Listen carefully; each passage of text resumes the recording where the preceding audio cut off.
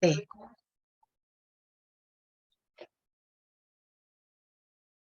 네. 시작하겠습니다. 네, 잘 네. 보입니다. 네. 안녕하세요. C&A 10월 중 설명회를 담당하게 된 C&A 대표 강사 차은숙입니다. 네. 오늘 설명회 진행 순서입니다. 우리 아이들에게 어떠한 문제가 지금 산적해 있는지 한번 알아보고요. 두 번째로는 이제 학년별 독서 전략은 어떻게 해야 되는 건지, 그다음에 C&A 전반적인 수업 안내, 그다음에 마지막으로는요. 11월에 사용하게 될 워크북을 직접 보여드리면서 자세한 수업 안내하겠습니다. 네. 우리 아이들에게 어떤 문제가 지금 닥쳐 있을까요? 어 많이들 예상하셨겠지만 네. 문해력입니다. 요즘 대한민국 교육계의 뜨거운 감자로 떠오르고 있는 문해력. 많이들 문해력이 떨어졌다라고 많이 얘기하고 있지 않나요? 그래서 하루가 다르게 이 문해력과 관련된 기사들이 쏟아지고 있습니다. 그만큼 전 국민의 관심을 갖고 걱정거리라고 얘기할 수 있겠죠. 그럼 과연 그럴까? 진짜 우리 아이들의 문해력이 떨어졌을까? 실제 우리 아이들을 가르치고 있는 교사들을 대상으로 한 설문조사 내용입니다. 교사들이 우리 아이들의 문해력을 100점 만점으로 평가한 내용입니다. 약 70%의 아이들이 60에서 70점대의 문해력을 지금 수준을 갖고 있다라고 답변을 하고 있습니다. 그리고 약 10% 정도의 아이들은 60점 정도, 60점 미만으로 좀 보고 있고요. 그리고 90점대 이상의 높은 문해력을 갖고 있는 친구들은 소수에 불과하다고 교사들은 말하고 있습니다. 그러면 우리 아이들의 문해력이 왜 이렇게 떨어졌을까? 그 원인을 한번 원인에 대해서 얘기해 보겠습니다. 예상했듯이 네, 영상 매체 때문이다라고 말을 하고 있습니다. 요즘 아이들의 영상 매체 노출 시기가 엄청 빨라지고 있잖아요. 그리고 영상 매체에 너무 많이 익숙해져 있기 때문에 어릴 때부터 시각과 청각의 자극에 익숙한 아이들은 종이로 보는 책이 밋밋하고 지루하고 재미있지 않겠죠. 그러다 보니까 자연스럽게 책과 멀리하게 되고 또 책과 멀리하게 되니까 조금만 시간이 남으면 손쉽게 볼 수 있는 영상 매체를 보게 됨으로써 이런 것들이 악순환이 되면서 아이들의 문해력이 떨어지는 건 아닐까 하고 교사들은 말하고 있습니다. 그와 더불어서 영어 교육의 시기는 점점 빨라지고 있는데 그에 비해 이제 한자 교육이 좀 등한시되고 그리고 학교에서조차 우리 국어 어휘 교육을 소홀히 한 결과 이런 것들이 종합적으로 접목이 되어서 우리 아이들의 문해력이 떨어진 거라고 교사들은 말하고 있습니다. 그러면 이게 원인이기 때문에 이 원인을 뒤집으면 바로 해결책이 됩니다. 그래서 이거와 반대로 하면 우리 아이들의 문해력은 상승할 수 있겠죠. 즉 집에서 최대한 영상에 노출되는 시간을 줄여주시면 좋겠습니다. 그리고 독서하는 습관을 길러주면 좋겠죠. 그리고 이제 한자나 국어 어휘에 좀 신경을 쓰면 문해력이 향상될 거라는 걸 누구나 알 수 있는데 이게 집에서 쉽게 지도하는 건 어렵다고 합니다. 그래서 인제 부모님들께서 인제 학원의 도움을 받고자 이렇게 오늘 귀한 시간을 내주신 것 같습니다. 오늘 이 설명회를 통해서 아이들의 문해력 또는 독서 지도를 어떻게 해야 하는지 큰 방향을 잡아갈 수 있기를 기대해 봅니다. 그러면서 이어서 또 이야기하겠습니다. 네. 아이들에게 얼마나 책을 읽는지 한번 물어봤습니다. 자신은 충분히 독서를 하고 있다라고 얘기하는 친구는 20% 정도 되고요. 인간적으로 나는 독서량이 부족하다라고 얘기한 친구는 절반 정도에 해당이 됩니다. 이게 자기가 인제 체크를 한 거기 때문에 실제는 50% 보다는 좀 높을 것으로 예상할 수 있겠죠. 그러면 "왜 독서를 안 하냐?"라고 물어보니까 많은 아이들이 시간이 없다고 합니다. "그럼 시간이 왜 없냐?" 스마트폰을 해야 돼서요. 유튜브를 봐야 돼서요. 게임을 해야 돼서요. 시간이 없어서 책을 못 읽는다라고 얘기하고 있습니다. 또 어떠한 친구들은 학원을 너무 많이 다녀서 학원 때문에 책을 읽을 시간이 없다. 그리고 어떤 아이들은 책을 읽고 싶지만 시간이 있어도 책을 읽을 습관이 길들여지지 않았기 때문에 어떤 책을 어떻게 읽어야 되는지 몰라서 못 읽고 있다라고 하는 친구들도 있습니다. 그리고 책을 유독 싫어하는 친구들 중에서 이렇게 얘기하는 친구들도 많죠. "이런 책을 꼭 읽어야만 하나요? 책이 아니라 다양한 매체를 통해서 요즘은 얼마든지 많은 정보와 지식을 얻을 수 있는데 왜 굳이 독서를 해야 되냐?"라는 거에 의문을 품는 친구들도 있다고 하는데요. 과연 그럴까요? 영상 매체와 교과서만으로 모든 게 해결될 수 있다고 생각할까요? 전 그렇다고 보진 않습니다. 그에 대한 답변은 다시 얘기해 드리겠습니다. 네. 변화하는 교육 과정에 관한 이야기입니다. 교육 개정 과정의 핵심은요, 미래 인재를 양성하는 것입니다. 그럼 미래 인재상은 무엇이냐? 미래 인재라면 창의력과 비판적 사고력과 의사소통 능력과 협업 능력을 두루 갖춰야 된다. 그럼 과연 이게 어떻게 길러질까요? 아이들이 좋아하는 영상물로만 이게 길러질 수 있을까요? 교과서만으로 이게 충분할까요? 그렇진 않죠. 다양한 분야의 책을 읽어야 되는 거고요. 다양한 장르의 인제 체험을 해야지 창의력과 비판적 사고력이 향상될 수 있고요. 그다음에 책에서 뽑아낸 내용을 갖다 친구들과 토의, 토론 능력과 협업 능력도 연습할 수 있는 것입니다. 즉 이게 영상 매체만으로는 미래에서 요구하는 인재가 갖춰야 될 덕목을 키울 수는 없다라는 거죠. 개정되는 교육 과정의 적용 연도는요, 학년마다 이렇게 차이가 있습니다. 그리고 달라지는 것들은요, 초등에서는요, 선택 과목이 도입된다는 거와 중등에서는 자유학년제가 자유학기제로 축소되고요. 공통으로는 정보 교육이 강화된다는 것을 얘기할 수 있습니다. 그리고 많은 교육 전문가들이 이미 수능의 객관식 문제에 대해서 많이 지적을 해 왔습니다. 그래서 이 수능의 객관식 문제가 서술형 또는 논술형으로 바뀔 거라는 걸 많이들 얘기를 하고 있습니다. 그리고 이 수능이 절대평가화되면서 대학교를 가는 자격고사로 바뀔 거라고 예상을 하고 있는데요. 그렇다고 해서 대학 가는 방법이 쉬워진 게 절대 아닙니다. 어 상위권 대학에서는요. 어떻게든 우수한 학생을 뽑기 위해서 대학별로 그들만의 논술, 구술, 면접 방법을 면접 평가를 반드시 할 것입니다. 이렇게 변하든 저렇게 변하든 우리가 지금 초등학교 때부터 준비할 수 있는 유일한 방법은 독서라는 거죠.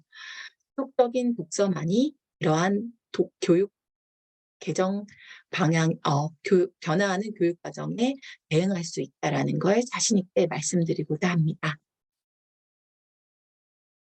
그러면 어떻게 독서를 해야 되는지 학년별로 간단하게 말씀드리겠습니다. 네. 우선 3 학년입니다. 3 학년은 인제 1-2 학년 때는 인제 사파 위주의 그림책을 많이 봤잖아요. 거기서 인제 비판력과 독해력이 요구되는 독서로 전환돼야 되는 시기입니다. 그리고 이 시기에는요, 이미 책을 좋아하는 아이와 싫어하는 아이가 이미 나뉘는 시기입니다. 만약 우리 아이가 책을 싫어하는 아이라면 독서에 흥미를 갖게 해 주는 것이 급선무입니다. 그렇기 때문에 3 학년의 수준의 책이 아니어도 좋습니다. 1-2 학년 수준의 양서를 골라서 아이에게 책 읽는 흥미를 일깨워 주는 것, 고걸 먼저 해 주시는 게 중요합니다. 그리고 "우리 아이가 이미 책을 좋아하는 아이입니다."라고 할 경우에는요. 아까 말씀드린 것처럼 사고력이 요구되는 수준 높은 책을 인제 읽어야 될 때라고 말씀드리고 싶습니다. 그리고 다양한 이야기 책에 등장하는 주인공들의 좌절과 실패를 보면서 그들이 어떻게 극복해 냈는지를 보면 간접 체험을 할 수 있겠죠. 그럼으로써 독서를 통해서 우리 아이의 자아 효능감도 키워나가는 것이 중요한 시기입니다. 네, 4학년입니다. 4학년 같은 경우는 교과서가 좀 어려워지는 시기이기 때문에 이 독서를 통해서 교과서에 나오는 개념을 익힐 수 있으면 좋을 때죠. 그리고 흥미가 조금 떨어지더라도 이땐 좀 유익한 책을 읽어야 할 때입니다. 그래야지 고학년으로 올라갈수록 상위권이 안정적으로 유지가 되기 때문입니다. 그러면 이제 고학년으로 올라가도 상위권이 유지되려면 아이가 스스로 글을 읽고 스스로 문제를 이해하고 스스로 문제를 풀고 이렇게 과제를 해결하는 능력을 4학년 때는 갖춰 놔야 하는 시기입니다. 그렇기 때문에 흥미가 조금 떨어지더라도 유익한 책을 읽고 그에 따른 독서 토론을 할 수 있는 힘을 이때 길러주는 것이 상당히 중요합니다. 네, 5학년입니다. 5학년은 독서 사춘기가 찾아오는 시기라고 얘기합니다. 책을 좋아하는 아이라 하더라도 본인이 좋아하는 분야가 확고해지기 때문에 한독의 안 좋은 습관으로 빠질 수 있는 시기입니다. 그래서 이 5학년 시기에는 되도록이면 공부 기술과 관련된 독서를 하면 좋겠죠. 특히 5학년은 교과 연계 도서를 통해서 배경 지식을 좀 만들어 놓아야 합니다. 특히 역사가 이제 들어가는 시기이고 과학도 어려워지는 시기이기 때문에 역사와 과학을 기반으로 한 다양한 배경 지식을 만들어 놓으면 좋습니다. 또한 문학으로는 이제 5학년이면 반드시 읽어야 될 필독서를 중심으로 읽어 놓으면 좋겠죠. 단순히 수준 높은 책을 읽으라는 것이 아닙니다. 그 5학년 학년에 맞는 책을 읽어 놓는 게 가장 중요합니다. 네, 6학년 보겠습니다. 6학년 같은 경우에 이제는 문학보다는 비문학의 비율을 좀 높여주시는 게 좋습니다. 아무리 책을 좋아하는 친구라 하더라도 비문학 책을 좀 싫어하는 친구들이 있잖아요. 근데 대부분 이제 비문학의 책으로서 이제 다양한 분야의 도서를 읽는 연습이 6학년 때 필요합니다. 그다음에 생각의 힘을 기를 수 있는 고전 읽기를 통해서 깊이 읽는 방법을 경험하고 보편적인 진리와 보편적인 감성이 무엇인지에 대해서 이때 책을 통해서 익히면 좋을 것 같습니다. 그래서 6학년이 읽으면 좋을 만한 고전으로는요. 왕자와 거지라든가 이상한 나라의 앨리스, 80일간의 세계 일주, 그다음에 해저 이말리 이 정도의 고전을 읽어 놓으면 좋은 시기고요. 이런 고전을 만약에 지금 읽고 있다면 잘하고 계시는 겁니다. 네. 다음은 C&A 수업 안내입니다. 우선 저희 C&A는요. 매주 선정 도서를 읽고 워크북 숙제를 해야 수업에 참여가 가능합니다. 그리고 수업 시간에 아이들이 하는 다양한 의견을 존중해 주고 있고요. 되도록이면 균형 잡힌 시각을 길러주려고 교사들은 애쓰고 있습니다. 그다음에 수업 시간에 하고 있는 워크북은요. 철저한 연구를 거쳐 매해, 매달 강사진들이 직접 제작하고 있습니다.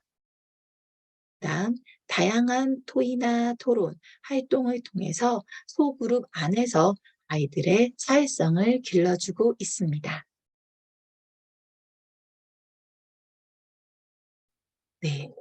저희 C&A 수업은요. 방금 말씀드린 것처럼 선정 도서를 읽고요. 워크북 숙제를 합니다. 그리고 선정 도서를 통해서 뽑아낸 토론 또는 토익 또는 활동을 수업 시간에 진행을 하게 되고요. 그다음에 이제 책에서 뽑아낼 수 있는 주제로 또 글까지 씁니다. 글을 쓴 것을 바탕으로 선생님께서 1대1 대면 첨삭을 하는데요. 이런 수업으로 진행이 됩니다. 근데 어 저학년과 중학년 같은 경우에는요. 쟁점 토론을 하는 게 어렵기 때문에 아이들끼리 의논해서 다양한 해결책을 찾는 방법 은 토의라든가 재미있는 활동 수업으로 진행이 될 예정입니다. 이것은 인제 초등 연간 프로그램인데요. 1, 2, 3, 4, 5, 6 학년별로 이제 연간 프로그램이 진행이 되고요. 저는 인제 다음 달이 11월 월이기 때문에 11월 월을 중심으로 설명해 드리겠습니다. 네. 요거는 인제 저희 수업 토론하는 수업인데요. 토론을 무턱대고 하는 게 아니라요. 워크북을 보시면 토론 제시문이 요렇게 준비되어 있습니다. 난민 수용과 관련된 건데요. 난민 수용과 관련된 선정 도서를 읽고 난민 수용을 해야 되는 것인지 반대해야 되는 것인지 주제로 토론을 하게 되거든요. 그럼 이렇게 입장 1에 맞는 찬성의 제시문을 워크북에 제시를 해 줍니다. 그럼 아이들이 이걸 읽겠죠. 그리고 입장 2에는 난민 수용에 대한 반대 제시문이 사진과 도표와 함께 기재되어 있습니다. 그럼 이것도 읽고 이제 밑줄 긋고 인제 토론 준비까지 해 오는 것까지가 숙제입니다. 그러면 요렇게 토론 용지에다가 수업 시간에 상대팀과 주고받았던 토론 내용을 빠르게 인제 글을 쓰면서 아이들과 함께 교차 조사도 해 보고 반박도 해 보고 최종 변론도 하면서 저희 CNA 스타일의 인제 세다 토론 방식으로 수업이 진행되는 것을 또 토론 용지로 이제 예시로 들어서 말씀드렸습니다. 네. 요거는 인제 토론까지 다 하고 나면 인제 글쓰기를 하는데요. 글쓰기는 인제 원고지 부분에 인제 쓰게 됩니다. 그러면 아이들이 글 쓴 걸 바탕으로 해서 선생님들께서 이렇게 첨삭을 해 주십니다. 요 두 개는 인제 3 학년 아이의 글이었고요. 그다음에 여기는 인제 4 학년 이제 5 학년 요 5 학년, 6 학년 아이들의 인제 글쓰기입니다. 그래서 이렇게 글을 쓰고 선생님께서 어떻게 하면 좋을지에 대해서 방향을 잡아 주시는 거. 여기가 인제 저희 전체적인 수업 내용입니다. 그러면 인제 11월 워크북을 바탕으로 해서 설명해 드리겠습니다.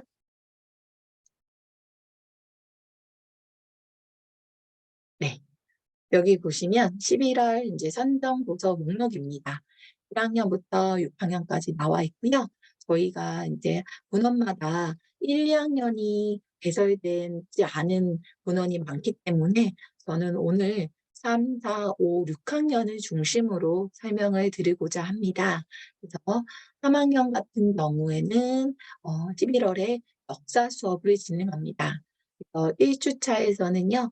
옛 조상들이 사용했던 다양한 도구를 바탕으로 해서 옛날 사람들이 어떻게 살았고 지금과 어떻게 다르고 그 도구 속에서 우리 조상님들의 인제 또 지혜도 엿볼 수 있겠죠.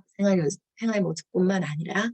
그다음에 인제 2 주차에서는 인제 고인돌에 대해서 공부할 예정입니다. 고인돌을 통해서 청동기 시대의 모습을 살펴볼 수 있고요. 3 주차에서는요. 이제 삼국시대의 하나였던 고구려에 대해서 공부할 예정입니다. 4 주차에서는요. 우리의 자랑인 한글이 어떻게 창제됐는지 세종대왕님의 업적을 살펴보고 그리고 훈민정음을 창제한 이유 그리고 제자 원리에 대해서 살펴보고요. 아이들과 함께 국어사전에서 낱말을 찾아보는 재밌는 활동도 할 예정입니다. 그래서 초등학교 3 학년이기 때문에 아직은 역사가 좀 어려울 수 있어요.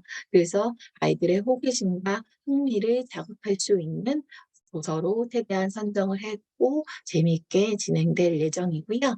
우선 제가 보여드릴 워크북은 4주차 세종대왕 바른 소리를 만들다입니다.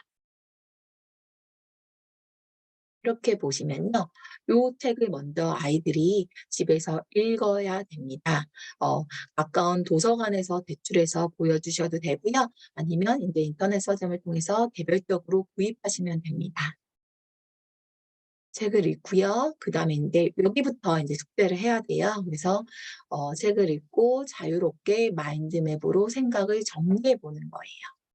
초3과 4가 할 수 있을 정도의 어렵지 않은 독서 노트로 생각을 정리해 보는 것이고요. 요건 실제 저희 반에서 옛 교통과 통지는 책을 읽고 이제 초등학교 3 학년 남학생이 자기만의 마인드맵으로 내용을 정리한 거예요. 그래서 교통수단 옛날과 오늘 이렇게 어떻게 다른지 한눈으로 보일 수 있게 정리를 한 거고요. 또 교통수단 옛날과 오늘은 어떻게 다른지 요렇게 정리 참 잘했죠.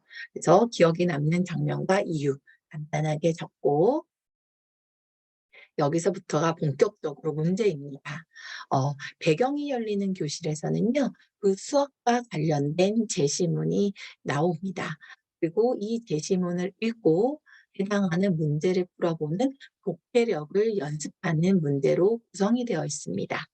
그래서 이 진하게 볼드 처리되어 있는 한 글자의 뜻을 문맥으로 파악해서 연결해 보는 문제이고요. 그다음에 2번 같은 경우에는 빙판에 알맞는 말을 적는 건데요. 이렇게 뒤에 힌트가 있습니다, 뒷문장에. 그래서 요 뒷문장을 통해서 기억의 뜻글자, 즈음에는 소리 글자가 나온다라는 걸 아이들이 파악할 수 있습니다. 그리고 한자가 어려운 이유도요. 여기서 제시문을 보면서 찾을 수 있거든요. 이렇게 3 학년 때부터 간단하지만 낯선 제시문을 읽고 풀 수 있는 독해를 연습하는 거 저희 학원에서는 지금 하고 있습니다. 그리고 어휘 꼭지입니다. 아이들이 지금 국어어휘랑 한자를 많이 모르고 있다고 했잖아요. 여기서 보시면 1번 같은 경우에는 대부분 인제 교과서 선정도서에 나왔던 어려운 한자어에 관련된 겁니다. 그래서 요 1, 2, 3, 4 번은요 실제 선정도서에 있는 문장이에요. 그래서 요 문장 안에 빈칸을 어 단어를 골라보는 문제입니다. 혹시 어려울 수 있으니까 밑에 뜻이 주어지고 있죠. 이렇게 어떤 사업이나 연구과에서 세운 공적. 그러면 이 보기에서 넷 중에 '아 업적이구나.'라고 하면서 인제 파악해 보는 문제입니다. 이런 식으로 해서 어려운 한자 어휘를 익힐 수 있고요. 2 번에서는 맞춤법입니다. 3 학년들 아직 맞춤법 많이 헷갈리잖아요. 그래서 많이 헷갈려하는 문제 맞춤법을 밑줄을 치고요. 그걸 골라서 바르게 고치는 문제입니다. 3 번은 속담 문제입니다. 제시문을 바탕으로 해서 이 제시문에 어울리는 속담은 무엇이냐. 그래서 마지막 부분에 보시면 세종대왕이 늘 그랬듯이 자신의 일을 꾸준히 하면 좋은 결과를 맛볼 수 있다라는 걸 통해서 "지성이면 감천이다."라는 속담을 찾을 수 있겠죠. 그리고 인제 해당되는 것도 밑줄 긋고요. 이런 식으로 해서 인제 저희는 매 학년마다 그 학년에 맞는 어휘를 꼭 배우고 이제 독서로 내용 확인 문제로 넘어갑니다. 네. 독해가 쉬워지는 교실은요. 아이들이 책을 얼마나 꼼꼼히 읽었는지를 점검하는 코너입니다. 그래서 1번 같은 경우에는 충녕대군이 세종으로 즉위하기까지의 내용입니다. 그래서 옳지 않은 내용을 골라서 바르게 고치는 문제이고요. 그리고 세종과 관련된 문제도 맞으면 O, 틀리면 X. X면 왜 X인지도 아이들이 간단하게 적어 와서 수업 시간에 말을 해 보는 확인해 보는 시간을 갖고 있습니다. 3 번에서는 인제 세종이 새로운 글자를 만든 이유는 무엇이냐. 외워서 푸는 건 아니고요. 요거 같은 경우엔 제시문이 있기 때문에 제시문을 통해서 아이들이 '아 한자는 중국의 글자고 한자를 공부하기가 매우 어렵기 때문에 세종이 한글을 만든 거다.'라고 이제 찾을 수 있겠죠. 그리고 세종이 왜 새로운 글자를 만들면서 비밀로 했는지는 뒷부분, 이 아랫부분에서 알 수 있습니다. 많은 인제 사대부들이 반대를 했기 때문에 비밀로 하게 되었다라는 것을 찾아서 쓸 수 있겠죠. 그다음에 인제 4번 같은 경우에는 훈민정음의 원리에 관련된 문제입니다. 그래서 훈민정음의 인제 미음이 어떻게 만들어졌는지, 미음을 인제 으라고 하는 모음에서 가장 약한 소리인 무를 소리를 내보면 어디서 소리가 나는지 알 수가 있죠. 무 하면 입술에서 소리가 난다는 걸 알 수 있습니다. 이렇듯 우리의 글은 소리가 나는 곳에 모양을 본떠서 다음을 만든 거다. 아이고 이게 먹구멍이 아니라 목구멍입니다. 으, 으는 이 목구멍에서 소리가 나기 때문에 목구멍에 동그란 모양을 본떠서 만든 거다. 이렇게 다음이 기본 다음이 기역, 니은, 미음, 지읒, 이응은 이렇게 만들어졌고, 그다음에 모음은 둥근 하늘과 평평한 딸, 서 있는 사람을 본떠서 만들었다라고 하는 기본적인 다음과 모음이 어떻게 만들어져 있는지를 빈칸을 넣으면서 다시 한번 확인해 보는 문제입니다. 그다음에 인제 5 번에서는요. 세종이 만든 글은 흥민정음이잖아요. 이 흥민정음의 뜻은 무엇이고, 나중에 주시경 선생이 이 흥민정음에 한글이란 이름을 붙여 주었잖아요. 한글의 뜻은 무엇인지 바르게 적고 정확하게 아는 시간을 가질 것입니다. 그다음에 인제 6 번에서는요. 훈민정음은 훈민정음을 설명하는 책이 또 별도로 있잖아요. 그러니까 그 책의 이름이 무엇이고 그 책에는 어떤 게 담겨져 있는 건지 확인해 보는 문제입니다.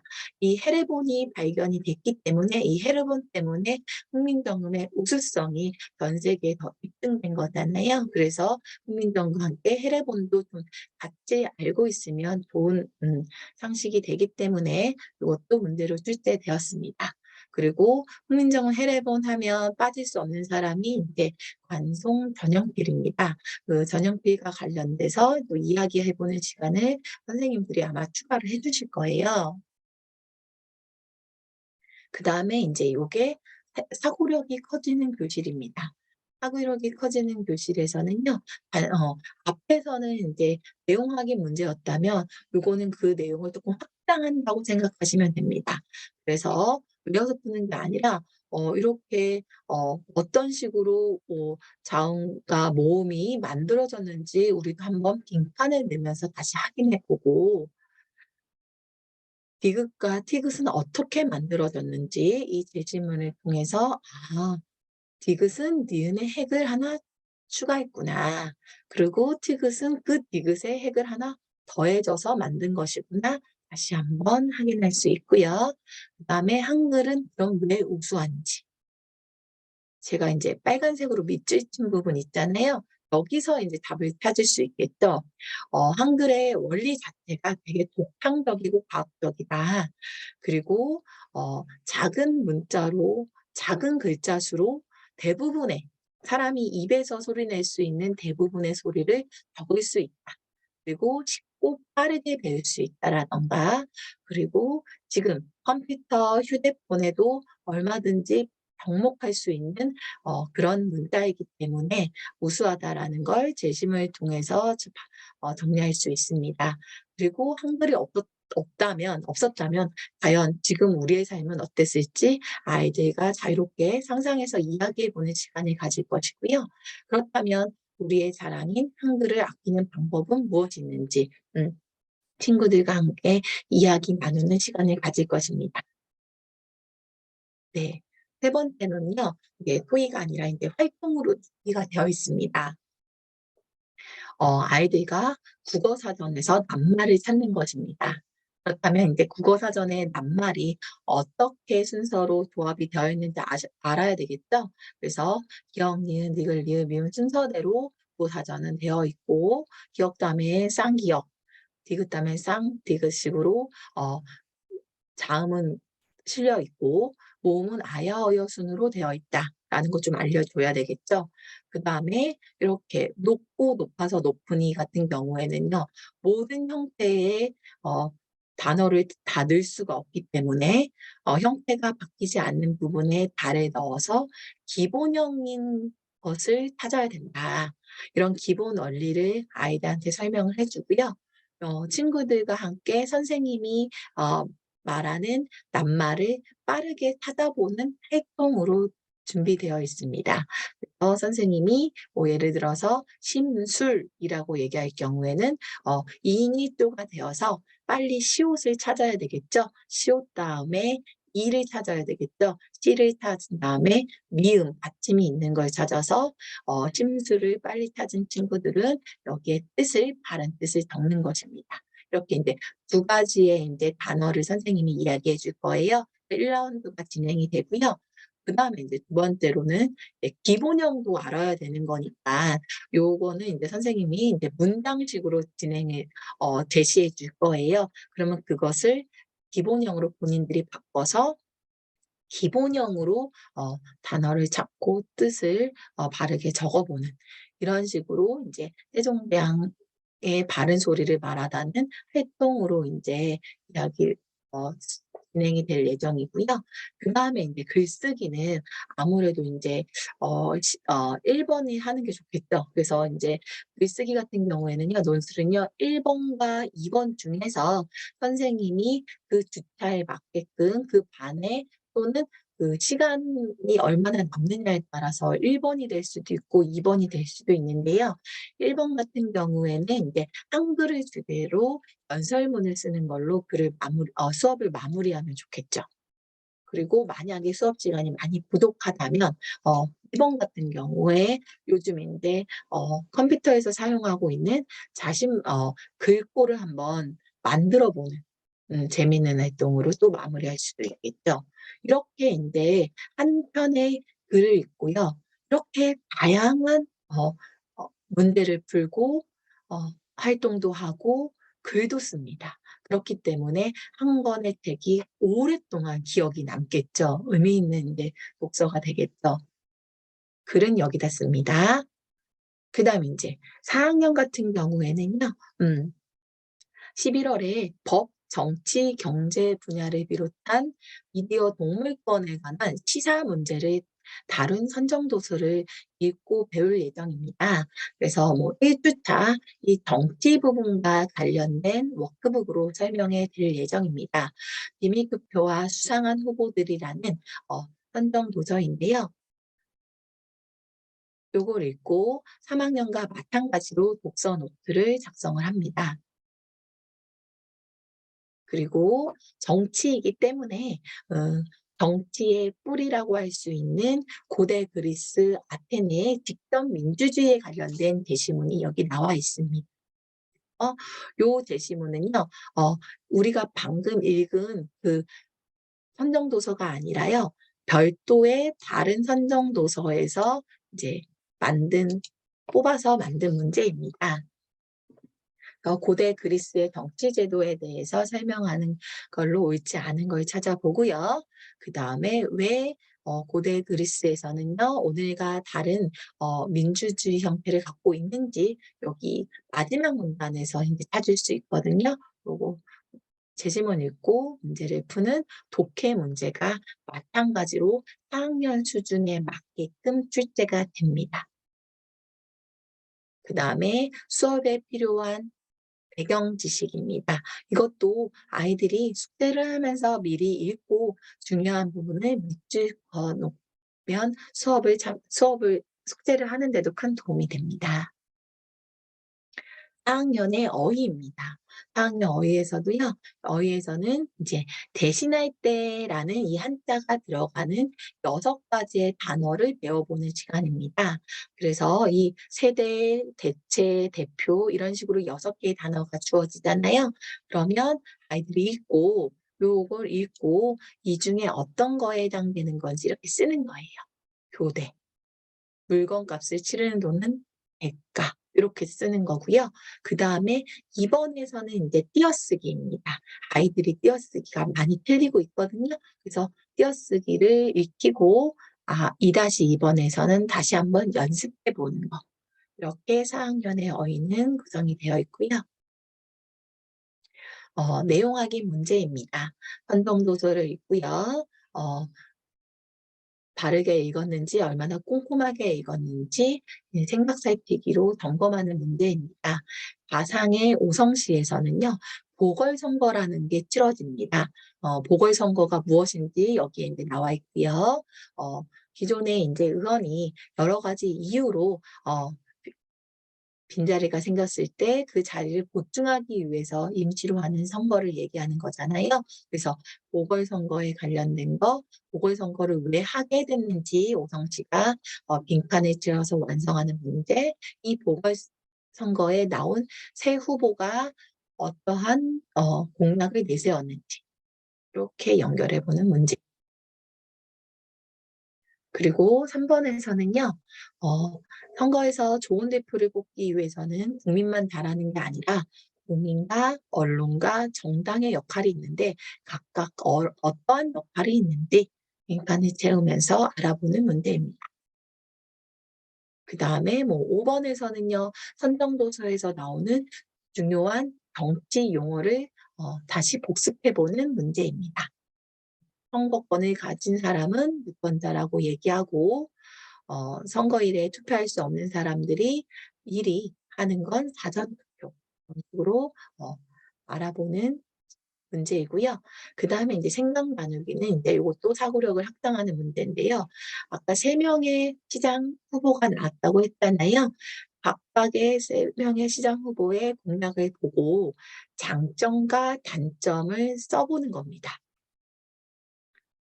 김수현 후보의 장점은 젊고 열정이 넘치고 잘생겼고 인기가 그리고 뉴스를 진행했던 아나운서기 때문에 신뢰감이 있다라는 거. 근데 이제 단점은 뭔지. 그 다음에 이 표만복 씨라고 하는 이 후보는 이제 다수정관 케이스이기 때문에 누구보다 열정적이고 오성 씨에 대한 애정이 깊다. 하지만 단점이 뭔지 이렇게 점검을 해봅니다. 그래서 3명의 후보지만 객관적으로 장점과 단점을 다 살펴본 다음에 내가 이 오성 씨의 유권자라면 누구를 뽑을지 진지하게 투표를 해보는 것입니다. 원래는 비밀 투표여야 되는 거지만 공개는 하거든요. 그래서 우리 반에서 누가 시장이 되는지 한번 아이들과 이제 의견을 나누면 좋을 것 같습니다. 그 다음에 이제 3번 같은 경우에는요, 선거하면 가장 중요한 4대 원칙에 대해서 공부하는 시간입니다. 영상도 보여주고요. 영상을 통해서 빈칸을 채우면서 선거가 민주주의의 꽃이라고 하잖아요. 가장 기본적이면서도 중요한 겁니다. 그렇기 때문에 이 4대 원칙을 반드시 지켜야 되는 건데요. 이 4대 원칙에는 뭐가 있는지 보통, 평등, 직접, 비밀 선거가 있다라는 거 아이들과 함께 공부하는 시간을 가질 것입니다. 그리고 이제 논술은요, 이것도 1번과 2번 중에 이제 하나를 하면 되는 건데요. 아무래도 이제 이것도 선거와 관련이 되어 있으니까 만약에 내가 학교 회장 선거에 나간다면 이왕이면 이제 정교회장으로 하면 좋을 것 같아요. 아직 4학년들은 정교회장 선거에 나갈 수는 없지만 미래에 출마한다고 가정을 해서 정교회장 선거에 나간다면 어떠한 공약을 내세울 것인지, 앞에 있었던 새 후보의 단점을 보완하고 장점을 발휘해서 멋진 연설문을 쓰면서 수업을 마무리하면 좋겠죠. 네. 물론 여기 원고지 쓰고요. 네. 5 학년입니다. 5 학년도 4 학년과 마찬가지로 사회과 수업이 진행이 됩니다. 그래서 경제, 정치 그리고 정치랑 관련된 영화도 보고요. 영상 수업도 하고요. 이제 4 주차에 법에 관련된 선정 도서를 읽고 수업을 진행될 예정입니다. 사실 법 같은 선정 도서는요. 개인적으로 아이들이 거의 읽지 않습니다. 아무리 책을 좋아하는 친구도 법과 관련된 책을 읽는 친구들은 거의 손에 꼽기 때문에 이렇게 학원에서 정해준 선정도서 아니면 법과 관련된 책을 읽을 기회는 거의 드물다고 볼 수 있죠. 떴다 지식탐험대라는 법 책을 읽고요. 가상의 개미 왕국에서 벌어지는 일을 통해서 진정한 법과 민주주의란 무엇인지에 대해서 생각해 보고 친구들과 모의 재판을 하는 활동으로 꾸며져 있습니다. 아무래도 이제 5 학년이기 때문에 독서 노트가 조금 더 정교화됐죠. 그래서 이 책을 읽고 나만의 키워드를 뽑아 보고요. 간단한 줄거리, 기억에 남는 문장과 느낀 점, 도서를 평가한다면 몇 점을 줄 것인지 그 이유는 그것도 한번 해 보고요. 그다음에 저희 CMA에서는요. 5 학년 9월, 10월에는요. 이미 이제 국어 품사가 나갔어요. 국어 품사를 배우고 11월과 12월에는 문장 성분에 대해서 배우고 있습니다. 그래서 11월 4 주차에서는 문장 성분 중에 중요한 목적어에 대해서 설명하고 거기에 따른 문제를 풀어보는 걸로 워크북이 구성이 되어 있습니다. 이렇게 "현준이는 좋아한다."라는 문장은 온전한 문장이 아니죠. 이게 온전한 문장이 되려면 가운데 목적어가 들어가야 되기 때문에 공부를 넣어서 온전한 문장을 만들어 보는 연습을 합니다. 이 문장 성분을 품사도 그렇지만 문장 성분을 정확히 알아두면 문장을 만드는 데도 큰 도움이 되거든요, 아이들이요. 그리고 나서 마찬가지로 독해 문제를 먼저 풀어봅니다. 이게 법과 관련되어 있기 때문에요. 여기서는 인제 헌법과 관련된 제시문이 주어집니다. "선생님 헌법이 뭐예요?"라는 다른 또 법과 관련된 선정 도서에서요. 이 문장을 발췌했고 이 걸 읽고 인권의 의미는 무엇인지 한번 찾아보는 겁니다. 제가 이렇게 밑줄 그었잖아요. 그래서 밑줄 게시문만 잘 읽으면 답이 다 숨어 있습니다. 그래서 이걸 계속 연습하는 거예요. 어 본 수업 전에 본격적으로 인제 독해력을 향상하기 위해서 짧지만 이 짧은 제시문을 통해서 다양한 문제를 푸는 연습을 꾸준히 하고 있습니다. 그다음에 일치하지 않은 내용 찾아보고요. 그러면 왜 우리나라 헌법에서 기본법을 정해 두고 있는지 그것은 우리의 인간의 존엄성과 행복 추구권을 보장하기 위함이다라고 여기도 답이 두 번째 문단에 숨어 있습니다. 그다음에 인제 5 학년 어휘입니다. 5 학년 어휘는요. 선정 도서에서 문장을 인제 발췌해서요. 아무래도 법이기 때문에 조항이라든가 선포라든가 공포라든가 법 관련한 인제 어휘를 좀 배워야 되겠죠. 그것뿐만 아니라 쪼끔 어려울 수 있는 모독, 규탄, 한낱 한 낯선 단어를 좀 배워 보고요. 그다음에 이번에선 다이어를 배울 예정입니다. 이 사회라는 보기에서 사회는 공동 생활을 하는 사람들의 조직화된 집단이나 세계를 칭하고 있는데요. 이거와 마찬가지의 뜻을 가진 문장을 찾는 것입니다. 1, 2, 3, 4, 5번 중에서. 물론 답은 어렵지 않게 3 번을 찾을 수 있겠죠. 그렇다면 1, 2, 4, 5 번의 사회는 무슨 뜻인지 선생님이 말씀해 주신 거를 이 부분은 좀 필기를 해야 되겠죠. 그래서 1 번의 사회는 회의나 예식을 진행한다는 의미, 4 번의 사회는 우리가 학교에서 배우는 교과목 이런 식으로 어 바이어 같은 경우에는요. 정확한 뜻을 좀 많이 알고 있을수록 좋은 거니까 이런 식으로 저희가 인제 국어 어휘력을 향상시키기 위해서 좀 노력하고 있습니다. 그다음에 3 번에는 한자성어입니다. 한자성어를 읽고 해당하는 뜻을 연결하는 문제입니다. 네. 독서부터는 인제 내용 확인 문제입니다. 어 가상의 그 개미 왕국에서요. 막둥이 개미가 억울하게 뺑소니 사고를 당합니다. 그래서 신고를 할까 말까 망설이니까 꿀단지 개미가 "신고를 하라."라고 얘기하고 있습니다. 경찰은 신고를 받아주게 되어 있고 경찰은 국민의 권리와 행복을 지켜 줄 의무가 있는 사람들이다라고 얘기하고 있는 장면입니다. 그다음에 인제 2 번에서 근데 시간이 쪼끔 지나서 막둥이가 사고를 신고를 합니다. 그랬더니 순경이 이렇게 얘기합니다. 경찰은 범죄 신고를 받으면 수사를 해서 피해자를 도와야 되는 건 맞으나 문제는 당신이 진짜 그 범죄의 피해자인지 알 길이 없다. 즉 증거가 없다라고 얘기하고 있습니다. 시간이 한참 흘렀기 때문에 치료가 이미 됐고 그리고 사고 현장에 현장도 없어 사고 현장에서도 그 사고를 증명할 방법이 없기 때문에 음 아무런 소득 없이 막둥이가 나오게 된 얘기가 나옵니다. 이 문제를 보면 막둥이가 쪼끔 불쌍해 보이지만 사실 이것은 어 그만큼 증거가 중요하다는 걸 아이들에게 가르쳐 주기 위해서 문제를 출제한 것입니다. 형사소송법에 의해서는 증거 없이는 죄를 결정할 수 없고 처벌할 수 없다라고 나와 있잖아요.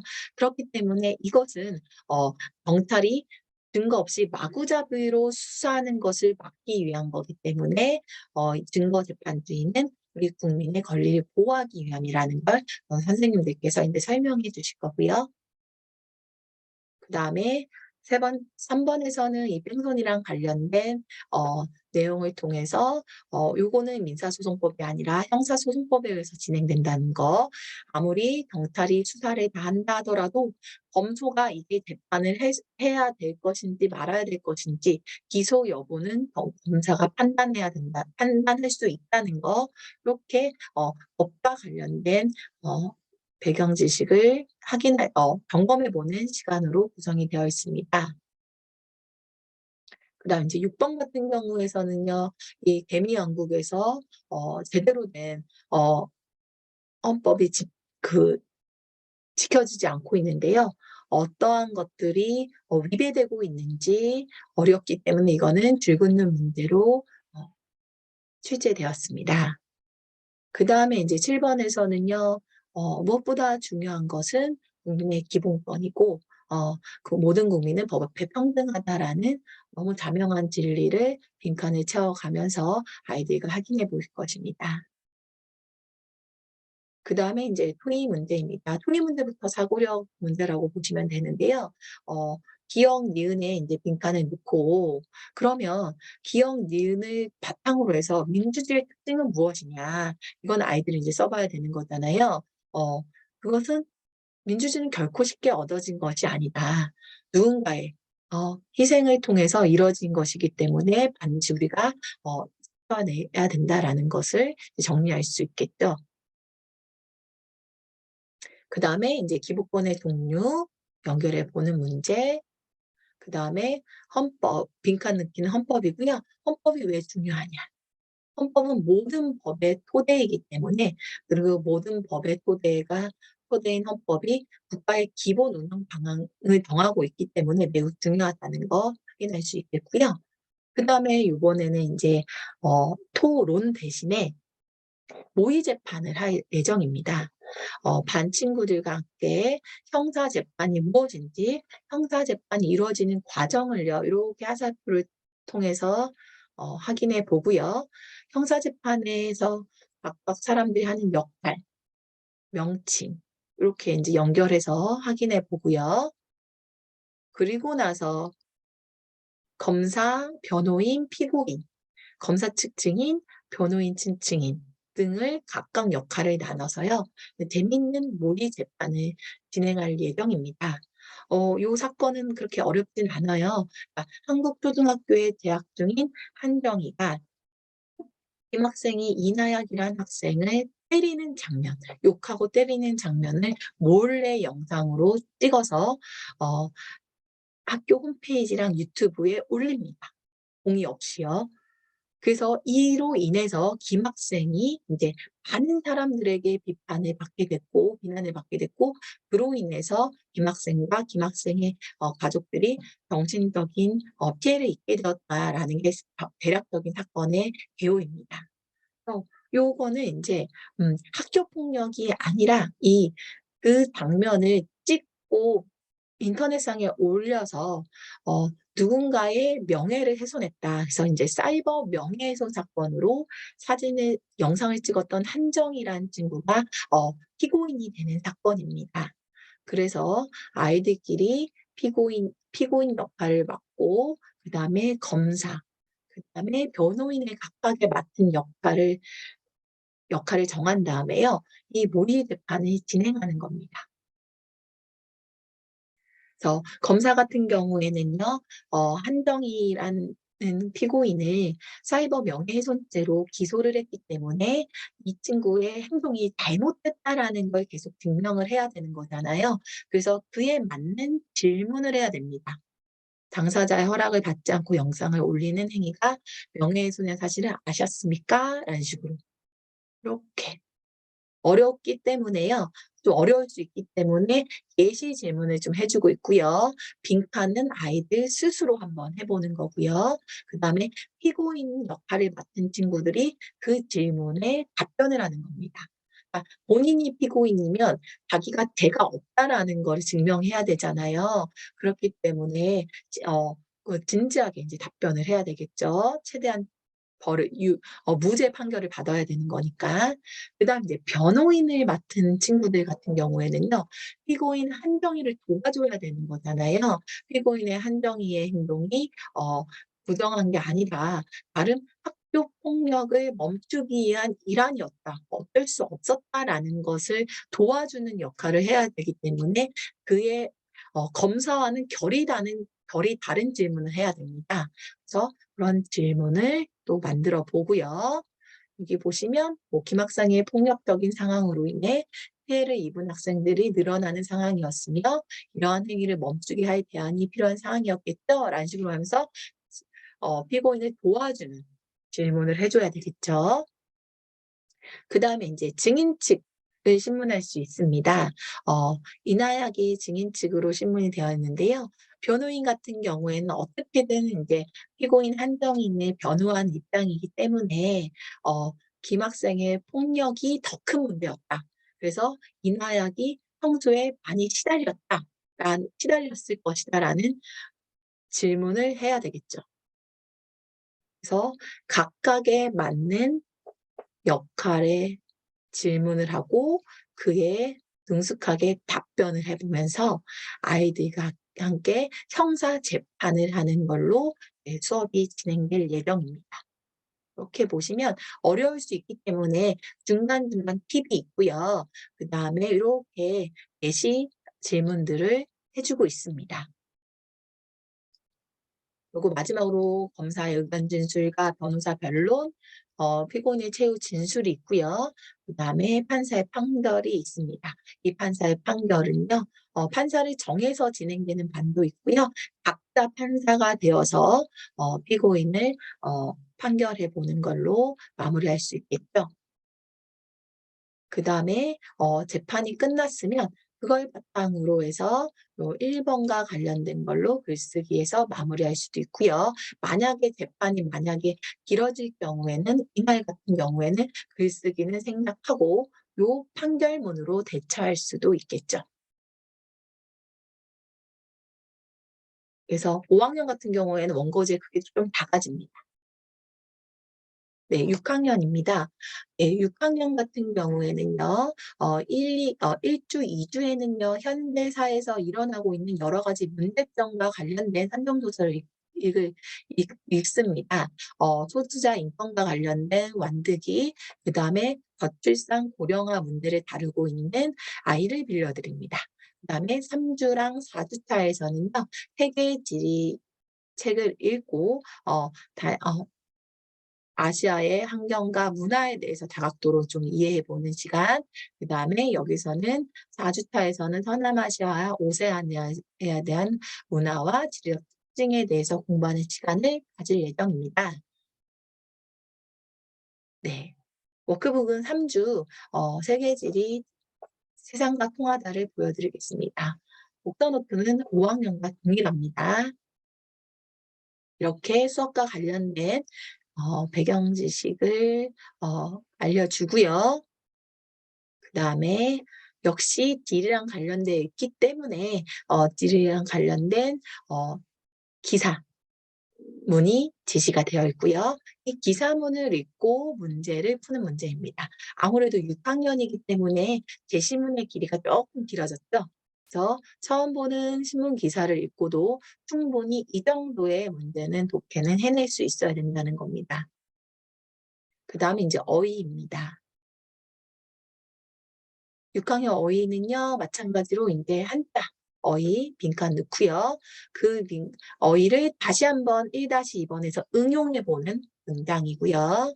그다음에 2 번에서는요 그 개념어입니다. 그래서 그 주차에서 배운 개념어를 연결하는 거, 그다음에 제시문에 어울리는 한자를 고르고 그다음에 정확한 한자어의 뜻을 어 교사에서 적어 오는 것입니다. 그거는 국어사전도 좋지만 아이들이 인제 네이버 같은 데 인제 검색해서 인제 적어 오면 되거든요. 그다음에 인제 독해 문제입니다. 내용 확인 문제인데요. 요렇게 인제 아시아에서는요 다양한 동물을 더불어 살았는데 각 나라마다 더불어 살았던 같이 동물들이 다르잖아요. 그래서 빈칸 넣고 그다음에 3 번에 일본에서 지금 만들고 있는 이 암초, 이 암초를 왜 이렇게 키우고 있냐, 왜 만들고 있냐, 일본의 속셈이 무엇이냐라는 문제입니다. 이 암초가 섬으로 인정받을 경우에는요 배타적 경제 수역을 더 확보할 수가 있다는 거예요. 그래서 인제 일본의 인제 꼼수를 알 수 있는 그런 문제로 구성이 되어 있고요.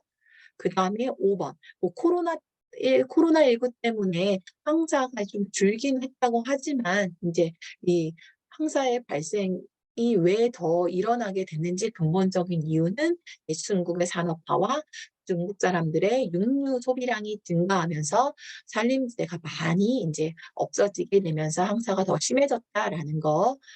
이게 인제 지리 문제이기도 하면서 인제 환경 문제랑도 좀 관련이 되어 있죠. 6 번도 마찬가지입니다. 6번 같은 경우에는 왜 인도네시아에서 유독 쓰나미가 많이 일어나냐라는 겁니다. 요거는 인제 또 지리 문제이면서도 인제 과학에서도 다루는 문제이죠. 하늘 경계는 지각이 불안정하기 때문에 하늘 경계에서 인제 지진과 해일 같은 게 많이 일어나지 않습니까? 근데 인제 인도네시아가 이 한태평양 지진대에 속해 있기 때문이다라는 거 확인할 수 있고요. 그다음 인제 8번 같은 경우에는 이제 불교는 인도에서 태어난 종교지만 현재 인도에서 불교를 믿고 있는 사람들은 극소수다. 그 이유는 무엇이냐 확인해 보고요. 그다음에 인제 스텝 문제부터는 인제 사고력 문제인데요. 아무래도 쪼끔 문제가 어려워요. 6 학년 문제이기 때문에. 그래서 요 스텝 1 에서는 종교에 대해서 다루고 있습니다. 불교, 이슬람교, 힌두교, 크리스트교 에 대해서 특징을 표에서 읽고 정리하는 문제고요. 그다음에 아시아에서 이렇게 다양한 종교를 가질 수 있는 이유는 제시문 달을 참고해서 적어 보세요. 제가 이렇게 노란색으로 색감돼서 적을 수 있습니다. 아시아는 유독 다양한 자연환경을 갖고 있다. 다양한 자연환경을 갖고 있기 때문에 다양한 인종과 다양한 문화로 인해서 다양한 종교가 만들어졌다라는 거. 그리고 식민지 지배 과정에서도 이런 종교가 많이 퍼지게 됐다라는 거. 제시문 발을 충분히 읽으면 이번을 이제 적을 수 있는 문제고요. 스텝 2 에서는요. 문제가 되고 있는 분 아시아에서 일어나고 있는 분쟁입니다. 그래서 카슈미르 지역에서는 왜 분쟁이 일어나냐. 종교적인 이유 때문인 거죠. 그래서 이것도 다나 다를 읽으면 이렇게 빈칸을 넣을 수 있습니다. 내용이 조금 어렵기 때문에 문장이 아니라 빈칸 넣기로 아이들이 분쟁의 과정을 확인할 수 있고요. 점검할 수 있고요. 그다음에 센카쿠 열도에서는 자원 때문에 인제 분쟁이 일어나고 있고, 이제 중국과 타이완의 문제도 여기서 인제 확인해 볼 수 있습니다. 그다음에 선생님이 보여준 영상과 이 게시문을 통해서 중국이 왜 티베트와 위구르족을 독립시키지 않은지에 대한 이유, 되게 예민한 문제인데요. 좀 알아야 되겠죠? 티베트와 위구르족이 있는 이 신장 자치구 자체가 되게 중요하기 때문인 거잖아요. 그 왜 중요한지를 알아야 되니까 티베트 지역 같은 경우에는 어 인도 방어에도 유리할 뿐만 아니라 수자원을 지키기 위한 거다. 위구르족이 있는 신장 자치구 같은 경우에는 전략적으로 요충지이면서 다량의 원유가 매장되어 있기도 하고 중국의 핵무기 실험장이기 때문에 무척 중요하기 때문에 어 위구르족을 어 위구르족을 독립시킬 수가 없는 거죠. 그래서 이런 예민한 중국의 소수민족 문제에 대해서도 한번 어 확인할 수 있습니다. 그리고 세 번째 아이들과 이제 토의하는 겁니다. 그리고 이제 토의하는 걸 바탕으로 해서 글을 써 봐도 좋고요. 지리 시간이기 때문에 이번에 이렇게 백지도를 활용해서 어 도 동아시아, 남아시아의 문화 지도를 완성해 보는 활동으로 끝맺음 해도 좋거든요. 그래서 이렇게 부록이 나와 있습니다. 이렇게 부록에 있는 종이를 오려서 해당되는 지역, 나라의 종이를 붙여 보면서 어 그 어떤 문화와 어떤 유적지를 갖고 있는지 다시 점검하는 것으로 수업을 마무리할 수 있겠죠. 이렇게 인제 11월 워크북을 보여 드리면서 자세한 수업을 안내했습니다. 그래서 가까운 분원에 해당되는 단양의 학년의 시간표도 미리 문의해 보시고 11월 월부터 좀 유익한 수업에 참여할 수 있기를 바라면서 이번 설명회를 마치겠습니다.